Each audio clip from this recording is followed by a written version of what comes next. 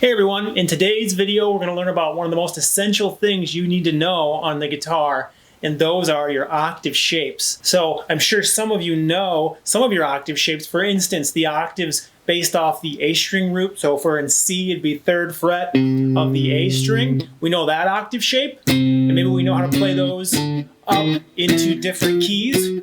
Same might go for our low E string. If we played C on the 8th fret of our low E string, we might know those as well. There are several others that are really useful to know, and they're all focused around the caged system. So if you're familiar with the caged system, this is a system of organizing the fretboard based off of our 5 main open chord shapes, C, A, G, E, and D. So just by knowing those 5 open chords, you can learn all of your octave shapes, and those 5 chords are movable up the fretboard as bar chords. You might know this from maybe the E shape or the A shape, but maybe you've never messed with the G shape or the C shape or the D shape, which are a little awkward at first, but again, this is a visualization process more than anything. So we'll start there with those 5 chords, C, A, G, E, D, and that's what we'll use to discover our 5 octave shapes. So starting with C, if we know an open C chord, that'll be the first starting point for our first octave shape. So we play a C chord. Our root note of that chord, the lowest note, the note that names the chord, is the 3rd fret of the A string. So if you go to the note on the B string, that is also a C. So we have 3rd fret on the A string and 1st fret on the B string. That is your first octave shape. So we take those 2 notes, and those can be slid up to any note.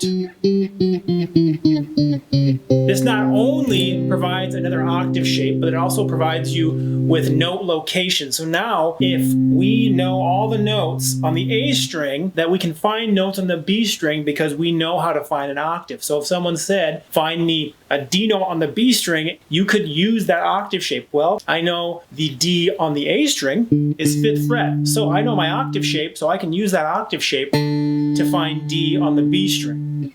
So that would be called our C shape. With the fretboard biology program, they might call that pattern 1. The next one would be an A shape. So let's take an A chord. If you know that A chord, which I'm sure you do, there is an octave shape in there as well. This one's a little bit more familiar for people. So this one is based off the A string again.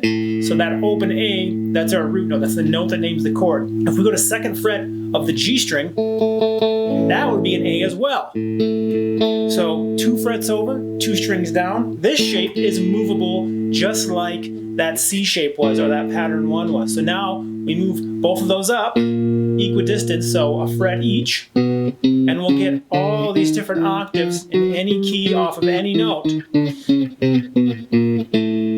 Same thing for this goes. If you don't know your notes on the G string, you can rely on that octave shape to maybe say, well, I know how to find notes on the A string. I need to find an F on my G string. I know that there's an F on the 8th fret of the A string. If I use that octave shape, I can now find my F on the G string. The next shape will be based off of G, that open G chord.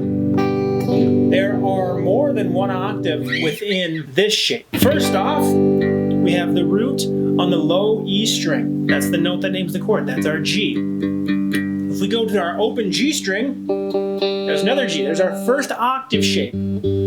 So that one can also be moved up and down the fretboard like we talked about. Equidistant, moving each up a fret. And now we have another octave shape. Okay, now there's another octave there too. Since we are tuned to both E and E, that means anything we play on the low E string is going to be mirrored on the high E strings. So we have a G right there. Double octave, or we can use a single octave using that open G. So that, again, moving up equidistance, we have another octave shape. So always things to keep in mind. If you know your notes on the low E string, then you know your notes on the high E string because they're tuned the same. The next shape will be the E shape. So there are 2 octave shapes here as well. We have our root note, or the note that names the chord, on the low E string. 2nd fret of that D string, that would be our 1st octave. And again, this one might be one you know already. So that one, slide up equidistant.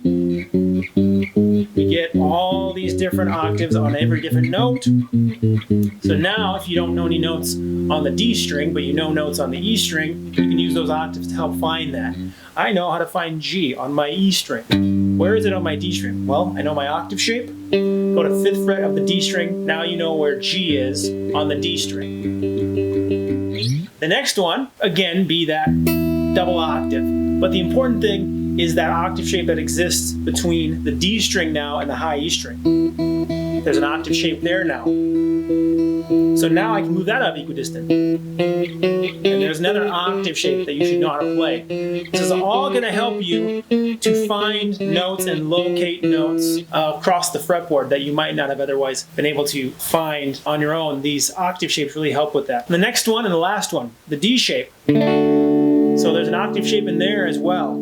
Our root note that names the chord, is that open D string. We go to the 3rd fret of the B string, we have an octave shape there. 3rd fret of the B string, open D. Moving that up equidistant, so half step or a fret. So there's our last octave shape. So we had those 5 octave shapes based off of the C shape, the A shape, the G shape, the E shape, and the D shape. So what if we played these all in one key? What if we wanted to play all the octave shapes but starting on C?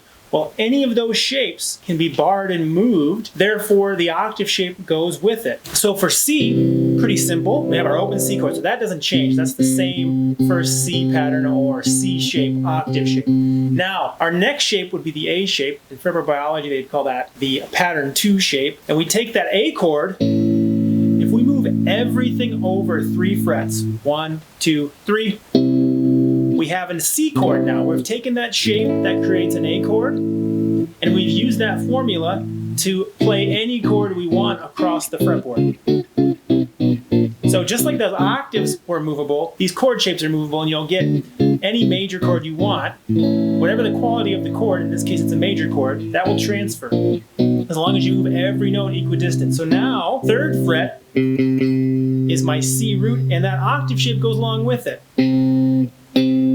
So there is my pattern 2 octave shape, or my A shape, right there. So now I have C off the 3rd fret of the A, the 1st fret of the B, and now, next position, it would be 5th fret off the G string.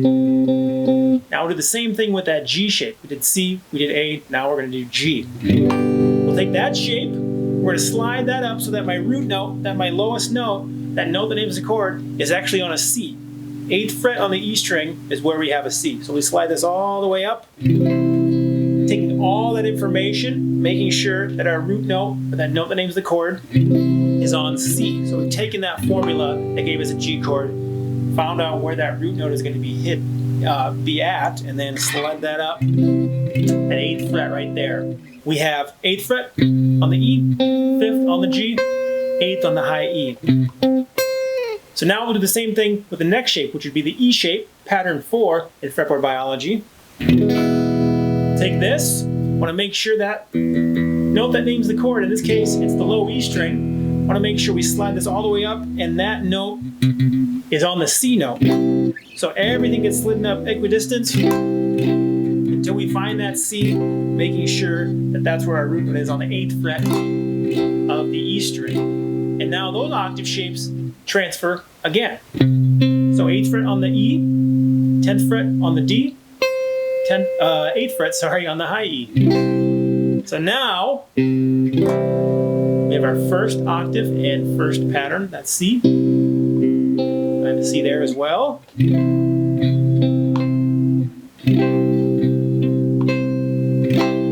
Now the last one, this one's a little weird, just like the G shape was. Those are a little awkward, but again, this is for visualization purposes more than anything. So we take our D.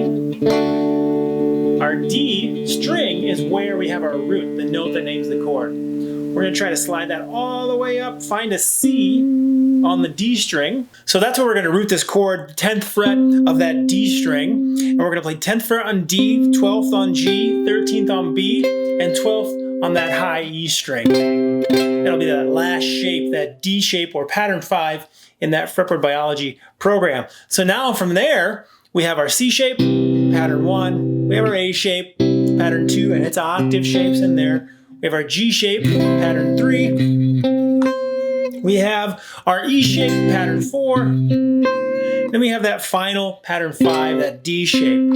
We can use all of those to locate chords all over the fretboard. It's extremely useful, and I highly encourage you to practice this. Again, tabs down in the description for you if I didn't mention that already. All right, so I mentioned fretboard biology several times within this video, so I wanted to give you guys a little deal on your first month subscription if you decide to sign up. You go to fretboardbiology.com/register-Salow, my last name. You can get 50% off your first month. That link will also be below in the description. If you're unfamiliar with fretboard biology, it's a great college-level online guitar program. It's only $29 a month, and it was designed by one of the world's best guitar educators, Joe Elliott, who was head of the guitar department at GIT, at Musicians Institute in Hollywood, for a number of years, and then later at McNally Smith College of Music, where he designed the entire curriculum for the guitar program. I highly recommend it. It's the best program I've seen out there of its type, and it's one of the only ones of its price level that is at the college level and highly organized as the way it is. So go check that out. Again, use that link, description below, and also don't forget to like and subscribe. Thanks, and see you next time.